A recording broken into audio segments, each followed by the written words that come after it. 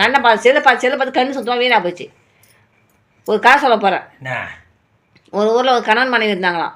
அவங்க வீட்டுக்கு முன்னாடி 3 முனிவர் வந்து உட்காந்துட்டு இருந்தாங்களாம்.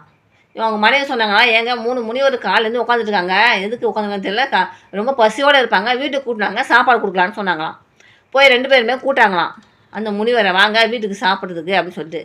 அதில் ஒருத்தர் சொன்னாராம், நாங்கள் 3 பேருமே உங்கள் வீட்டுக்கு வர முடியாதுமா, யாராவது ஒருத்தவங்க தான் வர முடியும், அது யார் வரணும்னு சொல்லிட்டு நீ தான் முடிவு பண்ணணும்னு சொன்னாங்களாம்.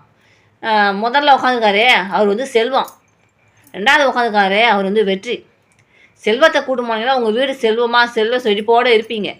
2வது இருக்கிறவர் வெற்றி, அவரை கூட்டுன்னு போனால் நீங்கள் கையிட்டு செய்கிற காரியம் எல்லாம் வெற்றி அடையும். 3வது நான் வந்து அன்பு, என்னை கூட்டுன்னு போனால் உங்கள் வீட்டில் அன்பு நிறைஞ்சிருக்கும் அப்படின்னு சொல்லி சொன்னாராம். இந்த 3 பேரில் யார் வேணுமோ நீ ஏன் செலெக்ஷன் பண்ணி கூட்டுக்குமா அப்படின்னு சொல்லிட்டு முனிவர் சொன்னாராம். அவங்க வீட்டுக்கார சொன்னாராம், அப்படின்னா செல்வத்தை கூப்பிடு அப்படின்னு சொல்லி வீட்டுக்கார சொன்னாராம். இல்லைங்க வேணாங்க வெற்றியை கூட்டுக்கலாங்க அப்படின்னு சொல்லிட்டு மனைவி சொன்னாங்களாம். இருந்தாலும் 2 பேரும் கூட்டத்தில் அவங்களுக்கு திருப்தி இல்லாமல் 2 பேரும் வீட்டுக்குள்ளே போய் அவங்களுக்குள்ளே ஏதோ பேசினாங்களாம். பேசிட்டு திரும்ப வந்து அந்த வீட்டு அம்மா சொன்னாங்களாம், நான் வந்து அன்பை கூட்டுக்கலாம் அப்படின்னு சொல்லி சொன்னாங்களாம். நீங்கள் வாங்க, அன்பு யாரோ அவங்க வாங்க எங்கள் வீட்டுக்கு அப்படின்னு சொல்லி சொன்னாங்களாம். சரி நான் தான் அன்புன்னு சொல்லி அவர் ஏந்து வந்தாராம். அவர் ஏந்து வரும்பொழுது பின்னாடியே செல்வமும் வெற்றியும் கூடையே வந்துச்சான்.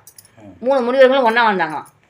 அந்த அந்த அந்த அம்மா கேட்டாங்களாம், ஏங்க நீங்கள் 3 பேரும் ஒன்றா வரமாட்டீங்கன்னு சொன்னீங்க, இப்போ எப்படி நீங்கள் 3 பேர் ஒன்றா வரீங்க எங்கள் வீட்டுக்கு அப்படின்னு சொல்லி கேட்டாங்களாம். அம்மா நீ செல்வத்தை கூட்டிருந்தாலோ இல்லை வெற்றியை கூட்டிருந்தாலோ அவங்க ஒரு ஆள்மா, வெற்றியை கூட்டினா வெற்றி மட்டும் தான் வந்திருப்பார், செல்வத்தை கூட்டினா செல்வம் மட்டும் தான் வந்திருப்பார்.